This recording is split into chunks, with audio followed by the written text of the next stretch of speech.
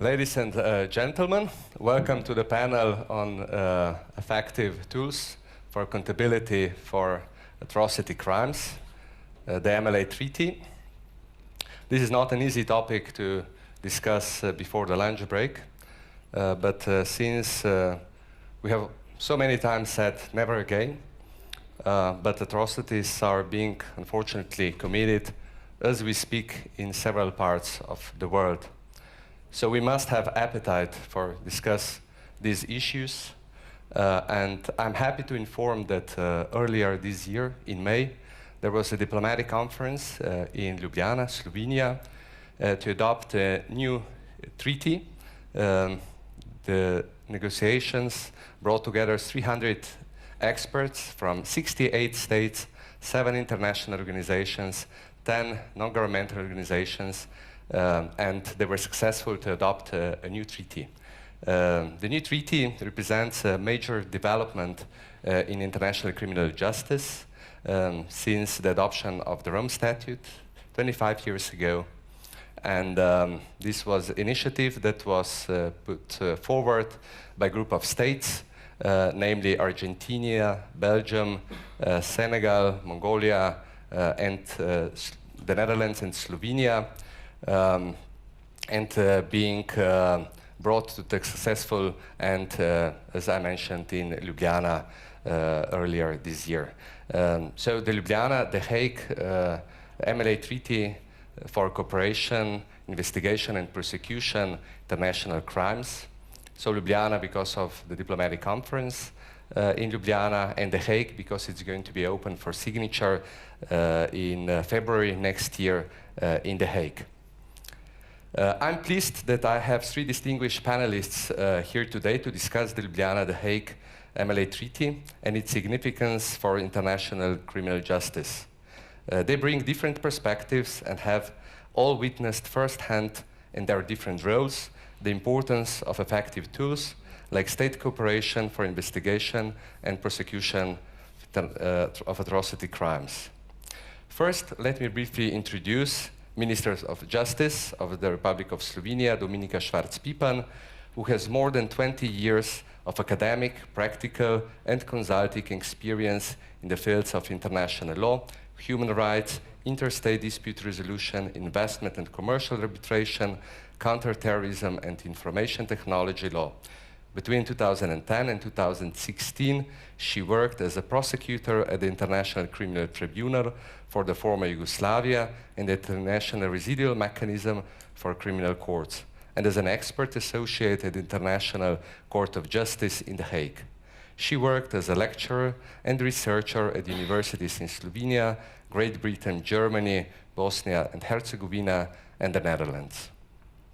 Our second panelist, Beti Hohler, is an internationally established expert in international criminal law and procedure with extensive practical and academic experience in international criminal justice.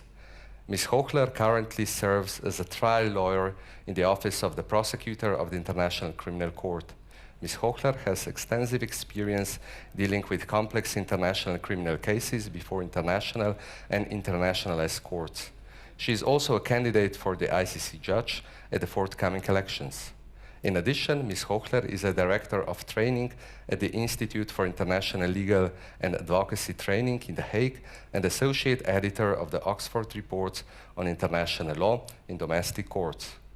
And our third panelist, Matevz Pezdirc, since 2013 serves as the head of the Secretariat to the European Network for Investigation and Prosecution of Genocide, Crimes Against Humanity, and War Crimes with the EUROJUST, so-called Genocide Network.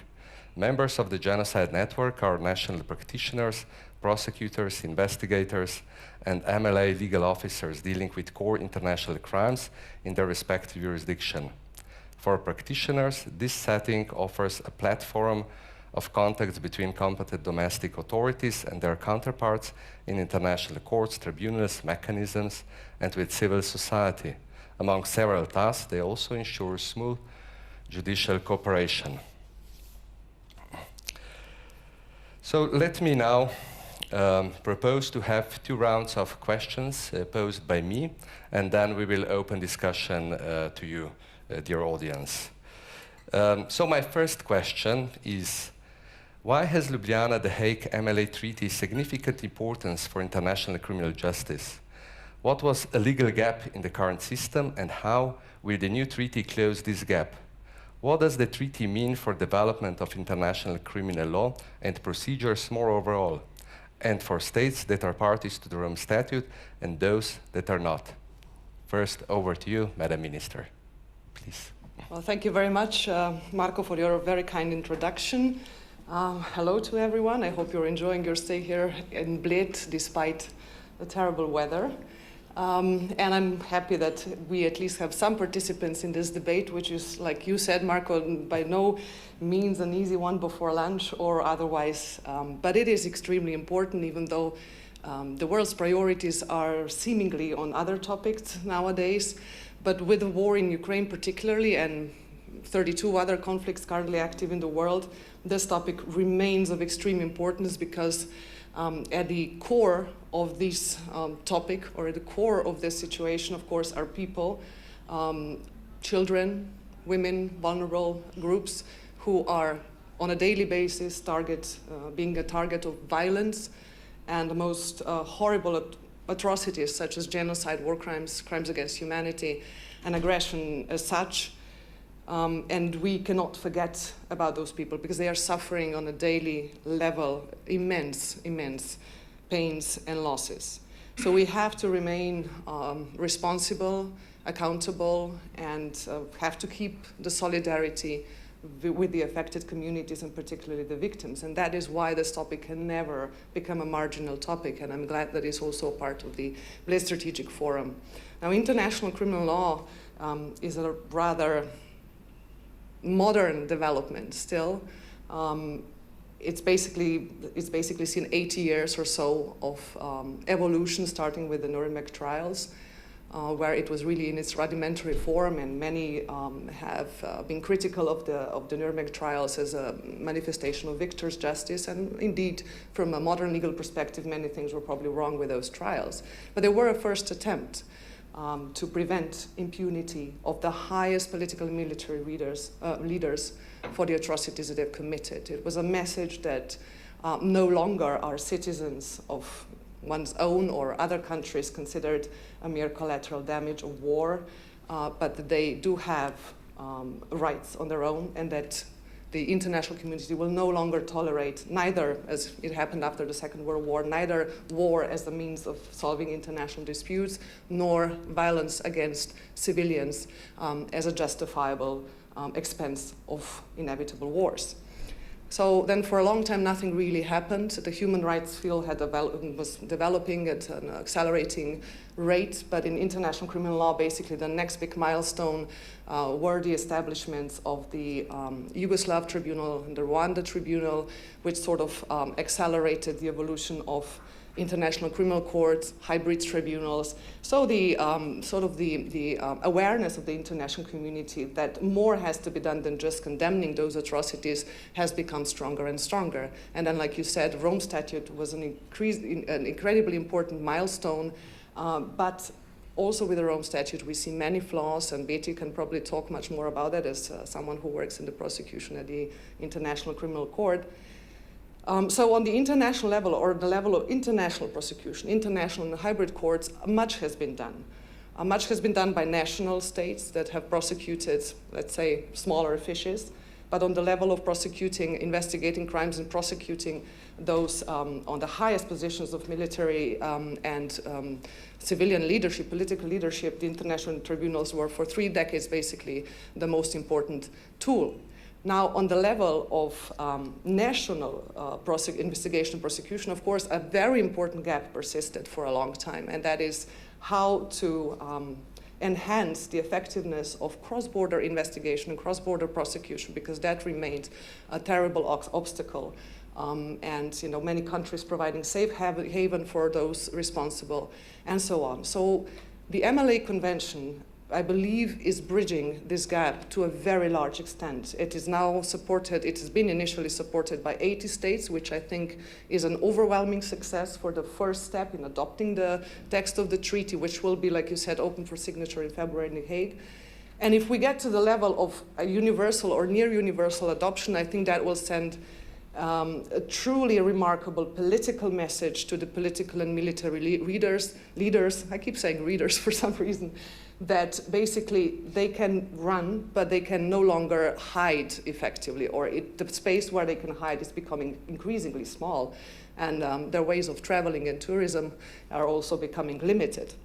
So it's an important message from that political perspective, I think.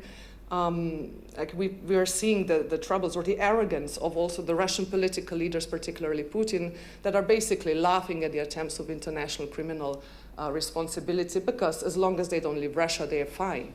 But not being able to leave one's own country is also an important deterrent factor, and it has been seen in the past that it has worked effectively, although not yet as effectively as we would have hoped. Basically, to say it's more simply, we have come a far way in international criminal law. We're not yet where we want to be, but we're also not where we used to be 80 years or 100 years ago. So we have to also acknowledge that these steps are important, that we have to keep trying, even if we keep on getting frustrated by gaps remaining, but we are closing them one by one. And the MLA Convention is a hugely important bridge in this gap. So basically, on the other hand, so this is the political message to the leader. Hopefully it'll work as a deterrent factor. But equally, if not even more importantly, is an incredibly important message of solidarity, which is also the theme of the Bled Strategic Forum, of the solidarity with the victims and the affected communities as a whole, that they will not be left alone, that we will try as a community of states, of nations, to bring perpetrators to justice and thereby bring justice to victims. The MLA, more concretely, I believe Matevz and Beti can speak about it as currently speaking from their role as experts. My role as an expert is more in the past. But I would like to stress that what I find particularly important in this convention is that basically all the most important established principles of international criminal law are encompassed, from the primary responsibility of states to prosecute through the aut judicare principle, so the states have to either extradite the suspects or the perpetrators or try them, prosecute them themselves. It's a very important obligation. And on the other hand, from the perspective of the victims and witnesses, the treaty does contain a wide array of provisions for protection of victims and witnesses, particularly the most vulnerable ones, such as children. I think that is a very important added value of the treaty as well. Thank you, Minister, and thank you very much for reminding us how important this is for the victims, and also presenting very strong political support Slovenia already did in the whole process of negotiations, but also now with promoting the new treaty. So now turning to Beti for the ICC perspective, please. Thank you very much, Marko, and thank you very much to the Minister, who I think set the stage very nicely. So I will focus maybe a little bit on the practical issues and what the MLA Treaty brings to resolve those practicalities when we talk about investigation and prosecution of international crimes. And I will touch upon, of course, on how the MLA interacts with the International Criminal Court and what does it mean for states that are parties to the Rome Statute and may hopefully also become parties to the MLA Treaty, and what does it mean for those states that are not parties to the Rome Statute but may want to become parties to the MLA Treaty, and hopefully sometime in the future also to the ICC. I will start by saying that anyone who has ever had any contact with investigation or prosecution or actually even adjudication of international atrocity crimes, and when we talk about atrocity crimes, what we talk about is the crime of genocide, crimes against humanity, war crimes in particular, but also other international crimes potentially, but these three core crimes. So whoever has ever had any contact with the investigation and prosecution of these sets of crimes knows very well how difficult it is, and that the evidence, the witnesses, and the suspects are almost never limited to one state. They are almost always spread across different states, even different regions, sometimes across the world. And what is not, I think we talk about these core crimes a lot, but what we don't often talk about is this limiting legal framework that currently exists. I say currently exists because MLA Treaty is not open yet for signature today. That is very limiting in that it does not provide a modern, effective tool for state cooperation when states, their law enforcement agencies come to investigate these crimes. And just as an example, we have only 2 international treaties that contain some type of provisions on international cooperation, on cooperation between states. And there's the Genocide Convention and the Geneva Conventions, but they go back to the late 1940s.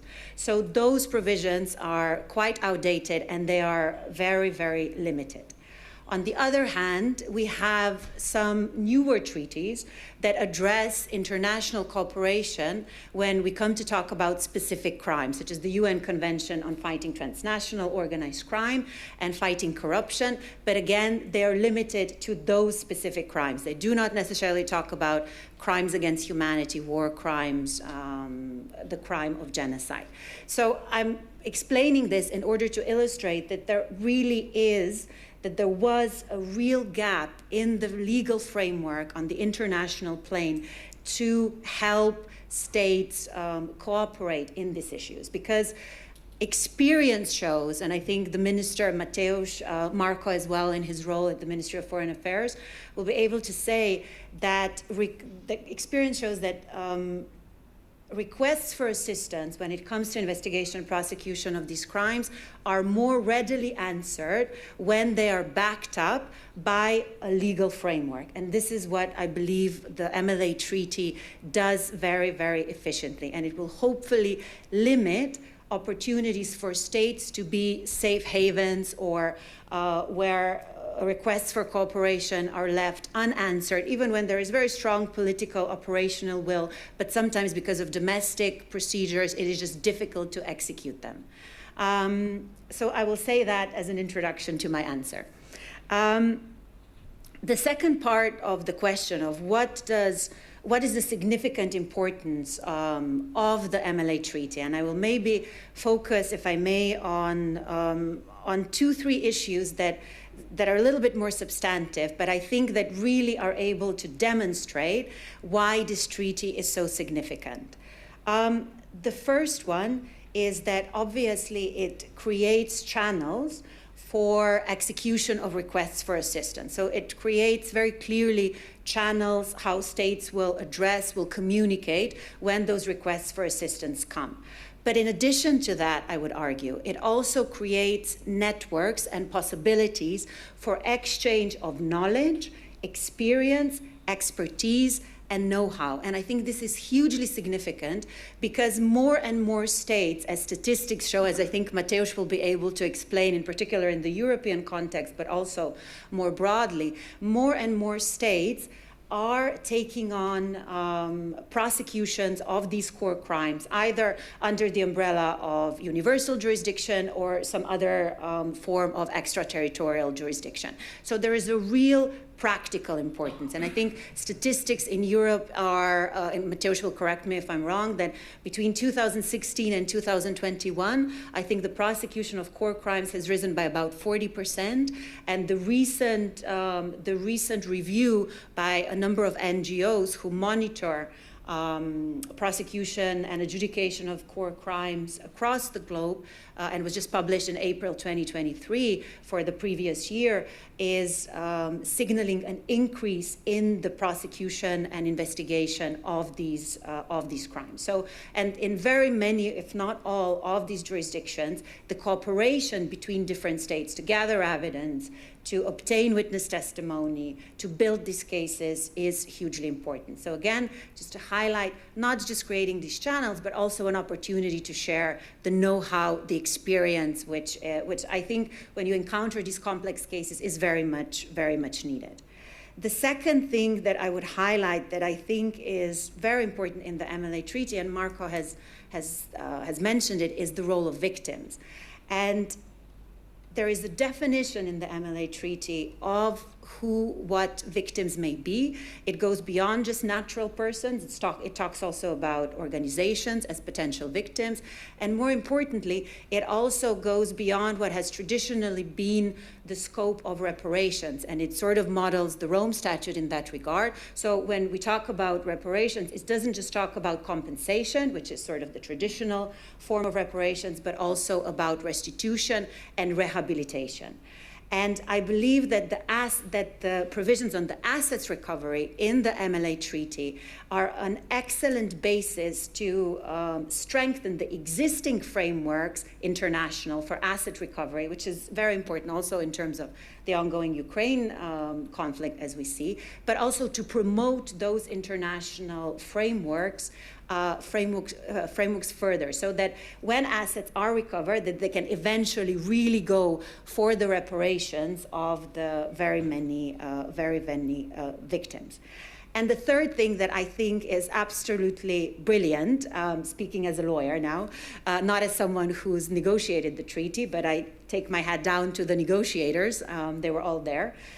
They're responsible, and the minister has mentioned the principle to extradite or prosecute. And what the MLA Treaty does, and this is maybe getting a little bit technical, but bear with me, is that it creates a type of conditional universal jurisdiction, I suppose, for these core crimes when it says that a state on whose territory there is a suspect of one of the core crimes. Again, we're talking about war crimes, crimes against humanity, the crime of genocide, so the most serious crimes of concern to the international community. When that person is on the territory of a state, the state is obliged to either extradite him or her, or to prosecute him or her. And this is significant because it closes, I believe, this gap, the potential for safe havens for the perpetrators. And I think that is a very important innovation in the treaty.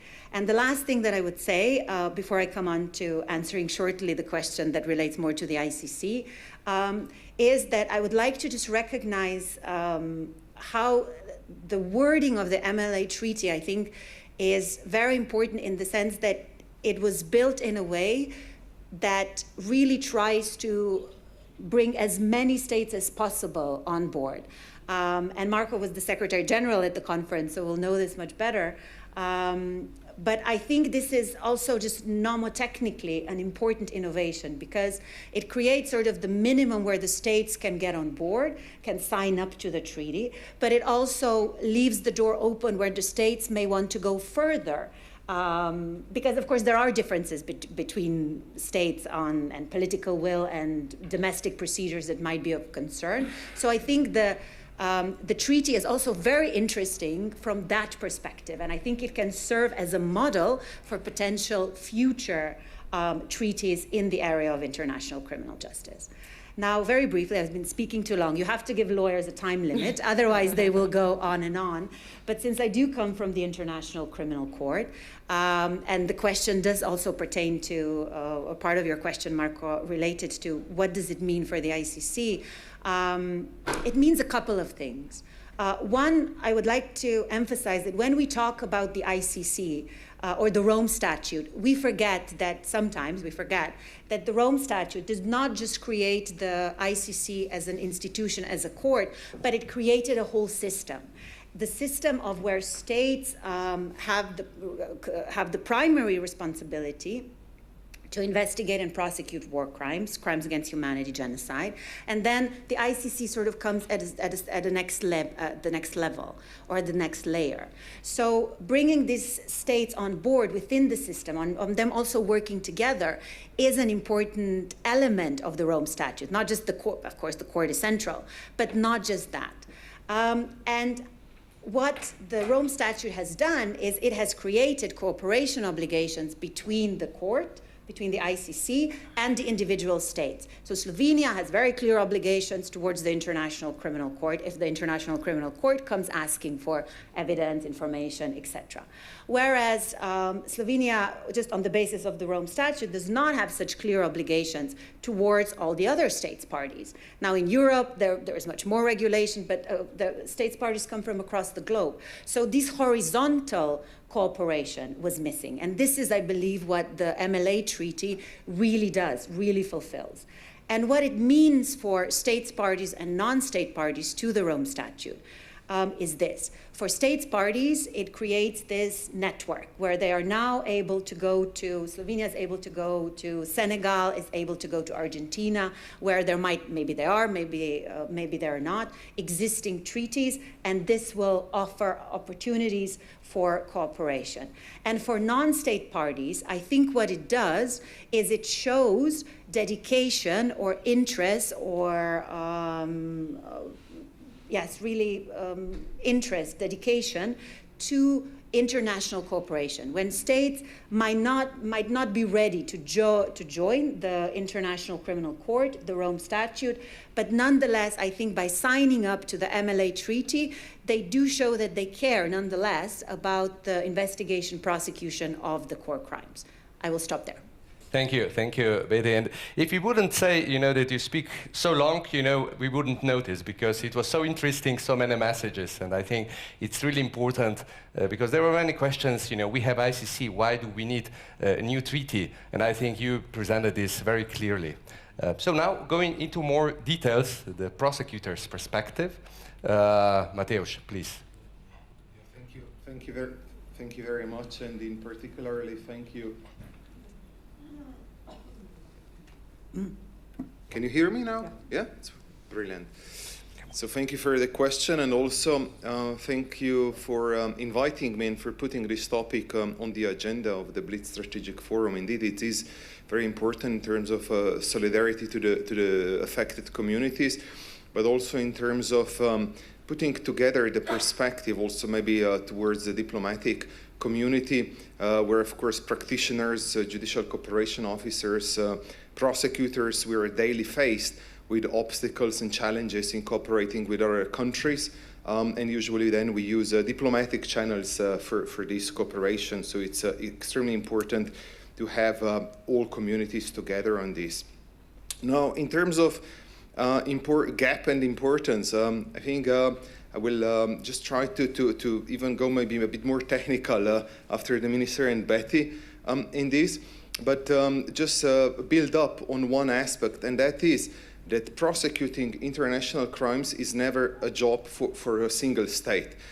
Because as it has been said, when you have a conflict or crimes against humanity, people tend to flee. And then you have, of course, scattered evidence material across the globe. And it's always difficult to find it. And when you find a witness in another country, then you need to find a tool to ask for witness testimony or to ask for particular material. Now, when we're speaking about cooperation, and that's basically when we're looking into judicial cooperation, of course, within the EU or even within Europe, within the Council of Europe framework, we do have these tools. But these crimes, of course, affect all the world, so we need to have a global framework, and that is what was missing before. We had a global framework for cooperation in transnational organized crime, so in serious organized crime. So it was a bit of paradox before we had this treaty that we could cooperate with countries outside Europe for maybe a drug trafficking of 1 kilo of cannabis or something like that, quite insignificant, but not to ask for a witness testimony in relation to the investigation to the crime of genocide or war crimes. So that was that gap that we did not have effective tools to really go broader and ask for this. And that practitioners who had their case maybe on universal jurisdiction or on national jurisdiction, maybe our national committed these crimes. We had, for example, in Syria, many EU nationals that traveled there, joined Islamic State, committed horrible crimes, and now, of course, it's the duty of European countries whose nationals committed these crimes to put sort of the puzzles together and get the full picture what these individuals have committed during their stay in Syria nor in Iraq. And then you need to, of course, cooperate with countries outside Europe. And again, without the treaty, basically you could ask for cooperation in some drug trafficking or human trafficking, but not for war crimes, crimes against humanity. And now the treaty actually gives you this framework on which you can basically request cooperation. Because if you don't have framework and treaty, you're left to sort of what we call ad hoc cooperation, ad hoc request. And sometimes you send a request through the diplomatic channel to third country, and you don't hear back. And you have 6 months, 12 months, 2 years, and you don't hear back. And you send again, still nothing happens. But with this treaty, you have basically the central authorities, so each country that will join the treaty will have sort of a central contact point, so you know who your counterpart in another country will be.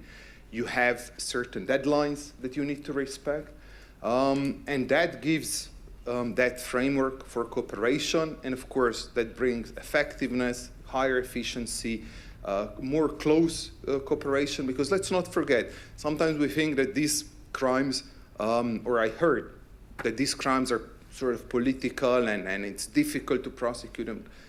I think they're killing another person, another human being, is nothing to do with politics. It's a crime, and we need to, and that's what practitioners understand. When you prosecute these crimes, when you investigate them, you of course have a concrete crime scene, concrete individual, concrete crime that you name, either war crime, crime against humanity, genocide, and so on. And that's how practitioners cooperate. Now, in terms of importance, of significance of this treaty, I think the last big judicial cooperation treaty was negotiated back some 20 years ago. Huh? So also, and that was where we've seen that this treaty was really a state initiative. So it was not coming from sort of international organization or ICC, but was really coming from practitioners, so kind of bottom-up approach, where practitioners, investigators, prosecutors said, we do have a gap, we do need a tool, please, diplomats, politicians, help us, because we do need a new treaty to cooperate. And of course, it came, I think, in a nice moment, also to understand broadly with Ukraine conflict, with the war in Ukraine, and of course with all the other conflicts. Let's not forget that this treaty does not have temporal or geographical limitation. So basically you can use it for the conflicts that will happen, for the conflicts that are ongoing, or even for the past cases. And then in terms of another importance, if you go with, I'll just mention 3 points. It gives sort of a checklist to states to look in their own national penal code, national criminal procedure code, what they have in place and what they need to put in place. So a bit of a homework to states that will join the treaty. And one important aspect is to criminalize these offenses. Because if we look into the Rome Statute, we have over 120 countries that have joined the Rome Statute. But approximately only half have criminalized these crimes in their penal codes. So it means that there's quite a work to be done. And this treaty actually gives an obligation to countries.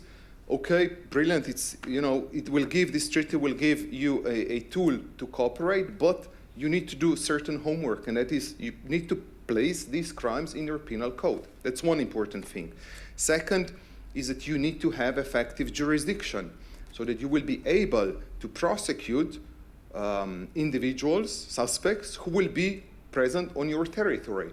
So this is another important aspect. And of course, the third one, what was elaborated by the minister and also by Beti, auditere o judicare on that. So in a way, the treaty surely gives a strong signal to states to review their existing components in their national penal system, and to basically give a clear signal. If you're serious about accountability, this is the treaty that will help you, because it will give possibility for cooperation between states, Rome Statute or non-Rome Statute states, and we have some non-Rome Statute states that are really working on accountability and supporting other countries as well. And in that way, I think we'll see quite a large number of countries joining that. Thank you very much, Matevz. I think you very clearly presented what are the benefits for practitioners. So what was the legal gap that the treaty fills. But of course, now it's the question for the next steps. You already mentioned that there is a homework for states. So, Madam Minister, what will states gain? What will be the added value for states to sign and ratify the treaty? How can we present these benefits to the general audience and ensure global ratification of this treaty? Please. That's $1 million question. It's always $1 million question with international law treaties.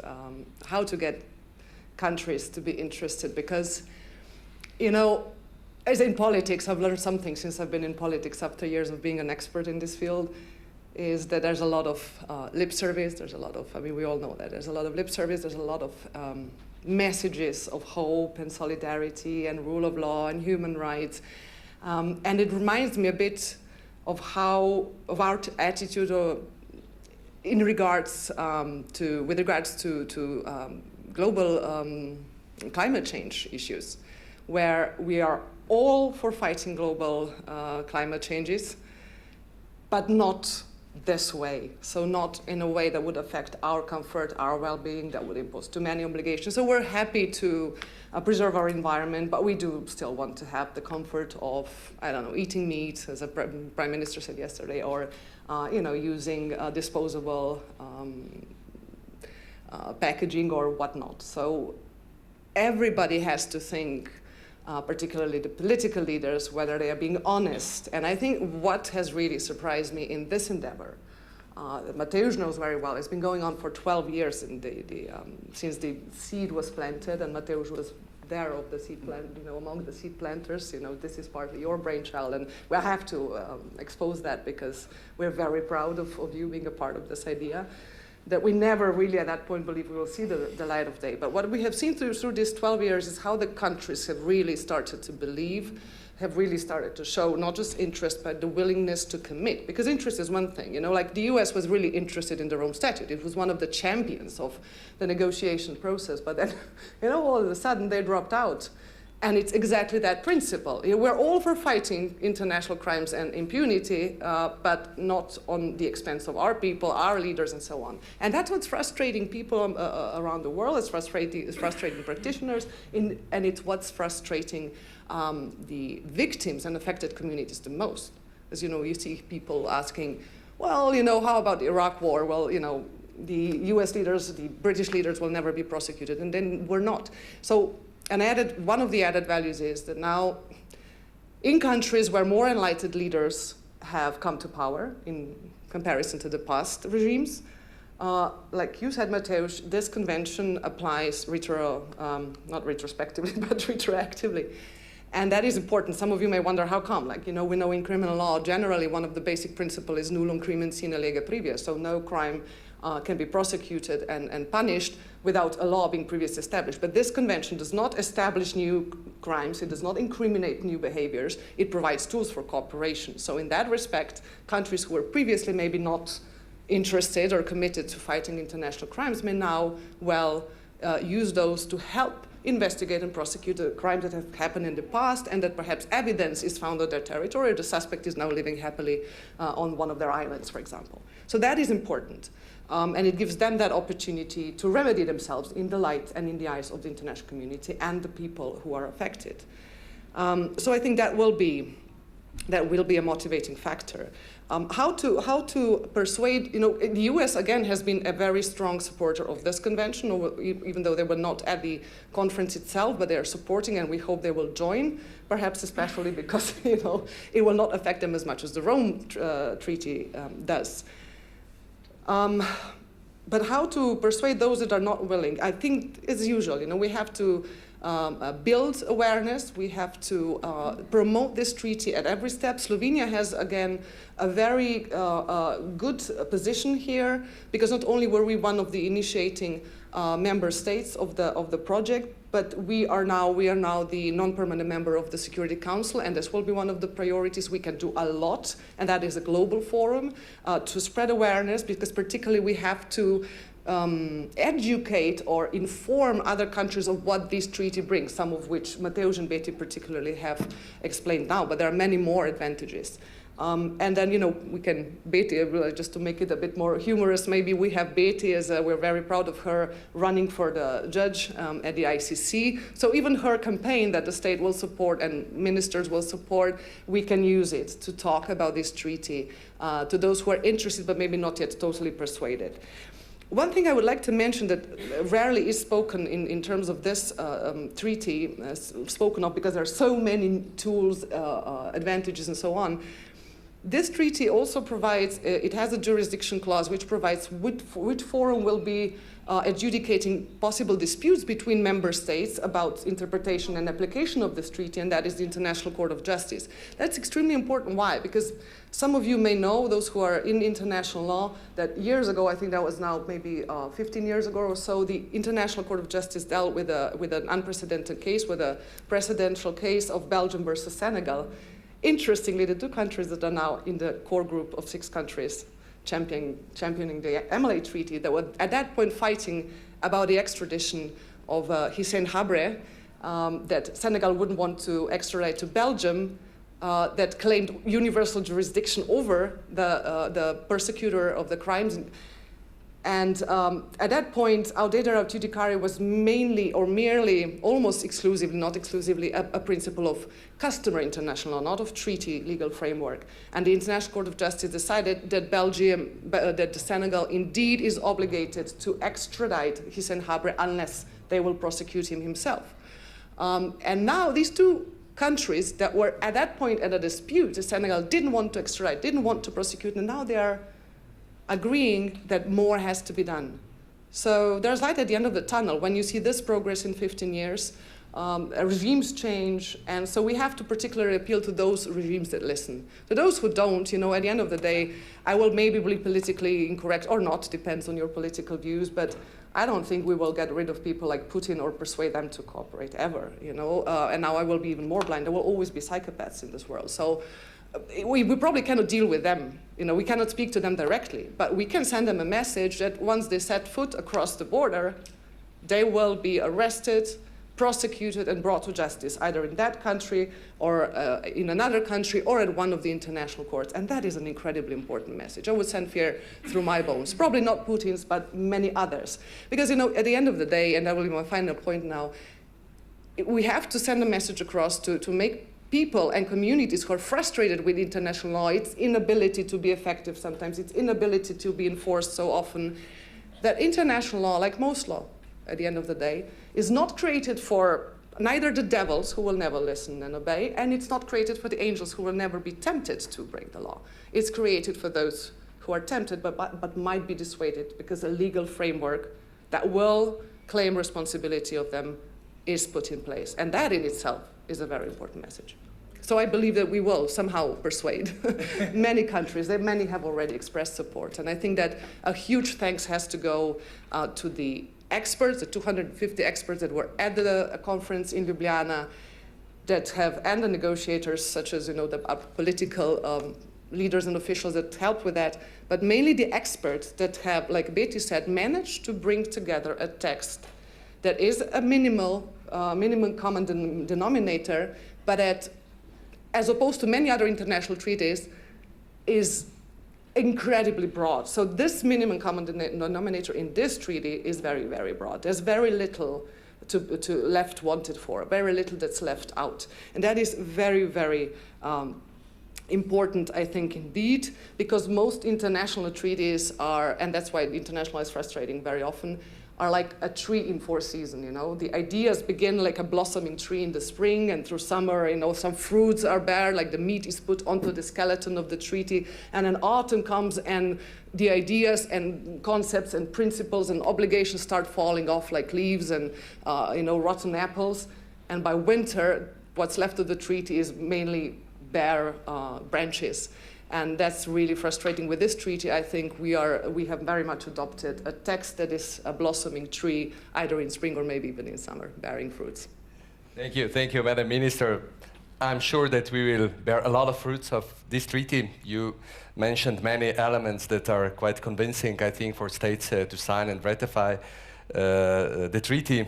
You know, it is also very good that you reminded us, you know, how this initiative starts, because I still recall sitting together with Matevz. You know, he brought the idea. I was at the Foreign Ministry, at the Ministry of Justice, over the glass of beer. He mentioned this. We said, let's say, you know, let's try to get it. You know, maybe in 50 years we will have it. I don't know whether we will be able to leave when it's going to be adopted. But then we see, you know, in a bit more than 10 years, the new treaty was adopted.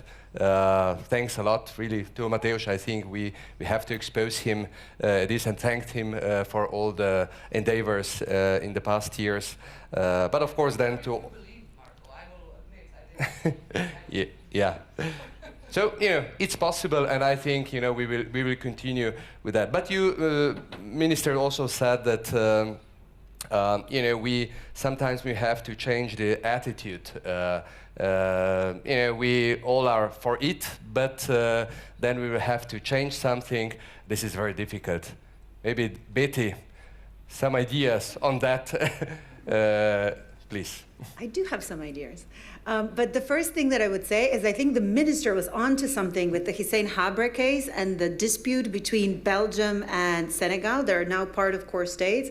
I think we should come up with a slogan on how those two states, you know, learned from the example of being on the opposite side, and they realized how really the way forward is the MLA Treaty. So I think there is a catchphrase there somewhere, just to put it out there.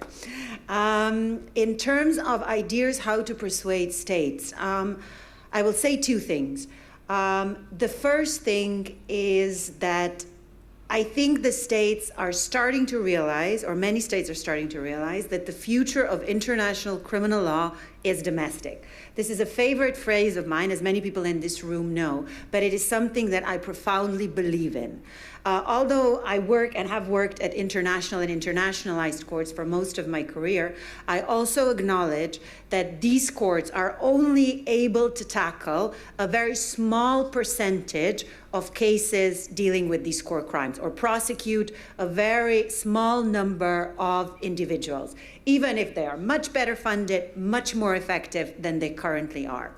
And I think just the realization that the future of international criminal law, that this work is being done at the state level, is an important message. Because what do the states then need if this is the work that they are encountering? The law enforcement, the courts, they need the MLA Treaty. And I think a strong persuasive argument is also what Matevz had mentioned, is that this was a ground-up treaty. It was negotiated by experts. It was, you know, developed over a glass of beer, as we hear, as many ideas are, over a cup of tea, whatever is your preference. So it is really practical. It is a practical treaty, and I think demonstrating that will argue they're only law enforcement agencies, experts within states, explaining that to the politicians, to the decision makers, I think will be something that can perhaps generate more support or more signatures, more ratifications. The second thing that I would highlight when we talk about how to get states on board, and it's an example I take also from how the ICC treaty was negotiated, and it is this.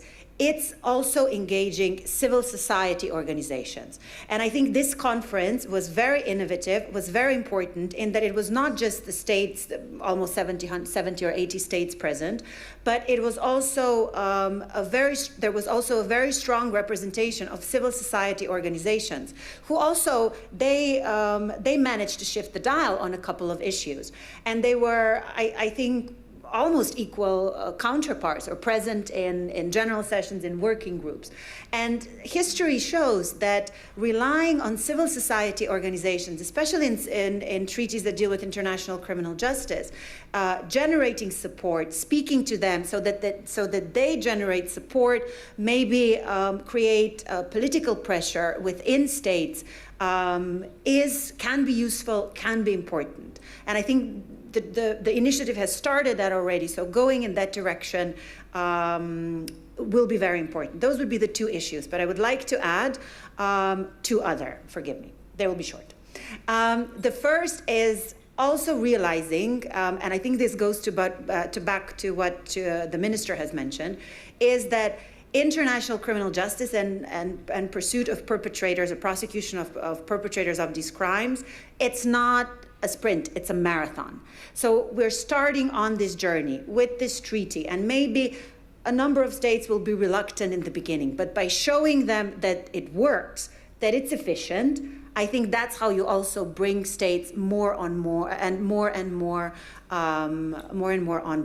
And here I think that the group of the core states is actually very important. I'm sure everybody thought, well, we got it signed, we got it adopted, we're getting it signed. Maybe that's a big part of the work done, but I think it actually just begins. And why the core group is, for me, interesting is because it has states from all continents. And I think this is where the core group working together again in the future can play this role very significantly. And the second additional very brief point is it goes back to my initial point in that states are increasingly doing the work, that the future of international law is domestic.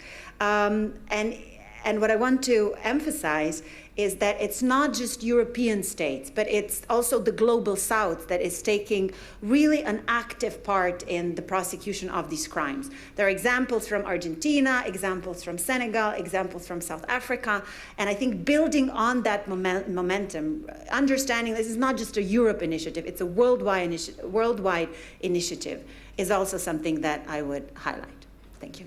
Thank you, Beti. Indeed, it was a very inclusive approach, bringing states from all continents, civil society, the two states, Senegal and Belgium, that were over conflict, as Minister said, but now working together for this important goal. You mentioned, is the future of criminal justice domestic? Matevz, what do you think? I think it always was domestic. So we're just reiterating that, and that was already done at the Rome Statute and so on. And it's important to say that what Beti said, of course, even if we have ICC, ICC will deal with some minor, not minor, but a certain amount of cases. But when we're dealing with international crimes, this is not 5, 10 perpetrators. We talk hundreds or thousands. And international courts, even if you look at the ICTY or ICTR, which were designed, built exclusively for only one situation, I think ICTY dealt with around 180, somewhere there, perpetrators in total. That was the amount of cases. And then still, of course, yesterday we heard about Western Balkans and EU dimension and enlargement and so on. But let's not forget that there's a number of perpetrators still need to go through the process of accountability in these countries. And that's something that we should not put aside. It's important to stress this in these discussions as well. But looking at the treaty and how we can get broader support, I would just add to Beti, yes, the role of civil society, that is significant these days. We also see the role of civil society in documenting these crimes, being the first responders on the ground, and basically they have proliferated so greatly, but also professionalized in the last 20 years. that we really see some extremely strong civil society organizations working both in documenting crimes, but also in advocating for the prosecution, investigation, or even legislative changes. And that is something we should really stress. Events like this today is a perfect opportunity to stress, really with experts who can explain the value of this treaty, and that's maybe should be replicated in other similar type of events. Role of media, that is important to stress as well. Journalists have a very important role to bring this very kind of technical knowledge to a greater audience, in of course more simplistic language. I always think what my grandma should understand. That's how we should explain these kind of treaties. And role of academia as well. No? So this is sort of that kind of society or community outside the state's administration that can bring really understanding why this is important. Of course, that influences politicians, and of course, politicians will listen to these type of arguments. Secondly, we should focus on the willing countries. I absolutely agree. We will always have unwilling countries, and we've seen that in the last 30 years of where really the international criminal justice sort of developed. We had certain countries that were opposing any single step, and I think we should not focus on trying to persuade those, but really those that are willing, and maybe initially we'll have 20, 30, 40, 50 states that will join this treaty, and then when these countries will cooperate well, I think that will sort of build that magnitude to gravity to actually get other countries as well. And of course, managing expectation. We will not be able to solve and ensure world peace with this treaty, but we will be able to prosecute some good cases. And that's what I see also in my daily work, interacting with investigators, prosecutors in European countries when they have an important case, like in the case of prosecuting FTF, so foreign terrorist fighters who committed horrible crimes against the Yazidi community. It's important to bring those judgments to the attention of the population, or both the affected community, but also to those where these crimes have been tried. Because if you look some cases in Germany, you need to explain why it is important to invest resources in prosecuting these crimes, despite the fact that these crimes occurred 5,000 kilometers away, and why you need to allocate resources to this type of cases and not to investigate local burglary. That's of course a role for politicians, but I think it's important to also bring in the cases and explain what horrendous that we cannot tolerate, that the person who has raped 10 or 20 females 5,000 kilometers away, or had slaves, can live normally now in this society, or has ordered execution of innocent civilians and so on. And this is important. And I think what I've seen in my interaction also with the media, general public understand it and is favorable to this. We just need to bring the narrative closer to explain this. So I think, in short, this type of events or similar kind of academia events, media and civil society, that's the most important to really bring the understanding of the importance of this kind of technical treaty to a general audience. Thank you, Matevz, and I think you all panelists very clearly presented, the technical details of this of the new treaty, and why does it matter also for the atrocities not being committed on our soil, maybe 5,000 kilometers away, but it's so important that we deal with them and, of course, do everything that the perpetrators will be accountable. As already Matevz said, we count also on you, dear participants. Every outreach will be important. And now I think it's the opportunity, to ask some questions. And I can already see here a lady raised hand. Just wait for the microphone. Here it is. Please. Thank you, Alexandra Mamaeva, representative of People's Embassy of Belarus in Slovenia. And I have very practical questions. What could be a solution for the citizens of country who that have not signed the Rome Statute? So I mean the responsibility of the Lukashenko regime for the crimes against humanity in Belarus, and also for the illegal deportation of Ukrainian children from Russian-occupied territories to Belarus. Thank you. Thank you very much for the question. So who would like to answer?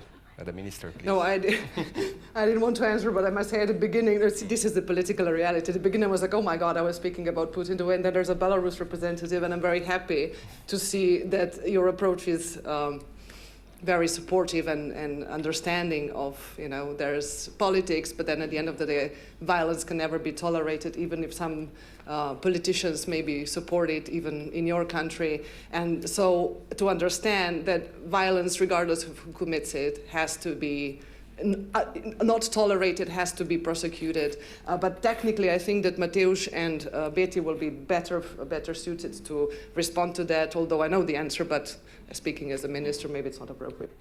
Thank you. Matevz? Yeah, I can exactly, I think, like Belarus, and that's a nice example where you have a non-Rome Statute country who kind of commits crimes against its own population. And what happened is then, of course, you have refugee flow to other countries. And as a result, Lithuania opened an investigation into crimes against committed in Belarus. And that's sort of those interesting examples that, of course, based on universal jurisdiction, they opened a full-fledged investigation on that. And what they're doing now is, of course, putting up together pieces of evidence which might seem at this moment, of course, there's no immediate justice coming out, but this can play a very important role in the future years. Because if you do not preserve this type of evidence now, it will be much harder later. And it's nice to see that Lithuania has done that, and some other countries are also looking in this situation. And then I would kind of have a sort of a historic perspective. When we had wars in former Yugoslavia, I think if you go back in time, and this is where I really think history is our teacher, in 97, 98, 99, where there was a full-fledged Kosovo offensive from Serbia, no one thought that Milosevic would ever see justice. But then in 2001, basically, he was transferred to the ICTY. So I'm kind of natural optimist. I always believe that there can be a change. And when that change happens, it's basically good that basically we do have certain sort of container of data in one or more countries, that when this change occurs, there is possibility to use that collected documentation, that evidence, and actually start trials. Now, whether that will be in Belarus, we might even see some people who will from regime flee to other countries and then might be prosecuted then in other countries. But we need to really look at this as sort of collective effort. So, and the treaty actually will allow that cooperation as well. So even if one country is now kind of documenting this, or I know that there's many civil society organizations who are documenting these crimes in Belarus, there is an ongoing investigation in Lithuania, there are some other work done, and that's that collective effort. When we will have a perpetrator, a suspect in one jurisdiction, that jurisdiction will be able to benefit from the work already done.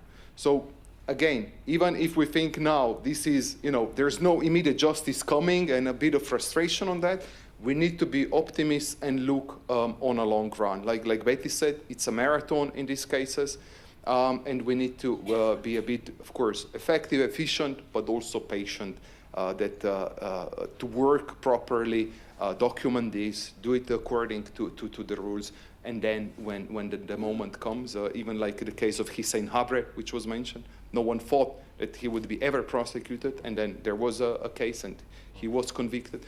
So I think some optimism is necessary in this work. Thank you. Maybe now Matevz still gave me, just a little feed line to stress that that is actually one of the most important advantages of the MLA Treaty.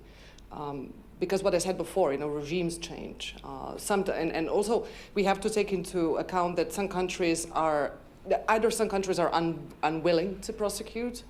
Many countries, however, would be willing, but they are simply unable. And so the initial step of securing, collecting, and preserving evidence is of crucial importance. I worked at the ICTY and I know how many difficulties there were, especially for those times where nothing was digital, but preserving and collecting evidence. And in this case, it's not a top-down approach. It's not foreign prosecutors or international prosecutors coming into a country. If the country does not have the abilities, if the leaders are not willing, civil society can reach out. Whoever can reach out to another country and say, please, under the MLA Treaty, if you're signatories, start an investigation, start collecting evidence, ask other countries for assistance, whatever there may exist, and collectively, of course, you can do a much better job, and a country that's currently unwilling to participate will have a harder time destroying that evidence, preventing access to it, and so on. It's, just sort of simplistically speaking. But most importantly, also for those countries who are unable, and please send that message across, this treaty is meant to help, to say, in the past, we had ICC, we had a Rome statute, that also, like you said, we all said, the main principle was that first, the domestic prosecution is the key. That's primary responsibility of states. But most states, especially in undeveloped countries, were simply not able. They didn't have the staffing, the funding, either the law enforcement institutions were prone to corruption, or whatever other reasons, they wouldn't have technical tools or knowledge to prosecute. Many, many factors that also states are not usually happy to flag. They would usually hide them and rather say, we're not interested in this treaty. In this case, you will say, well, even if we can't, we can ask somebody else to do it for us. Either somebody else prosecutes or somebody else helps us to process evidence, to send in investigators, and that's a huge added value, I think. Because now, hardly anyone under this treaty will be able to say, well, but we can't, we don't know how to, we don't have the means, because if you don't, another country will. And that's super important. Thank you, Madam Minister. The time is up, so if there is no urgent demand for a question, then I would close the discussion on also this positive note that we will still have some appetite for the lunch. Thank you really to all the panelists for very eloquently presenting the MLA Treaty and the challenges. And thank you also to you, the audience, for staying with us. I think you all deserve one big applause.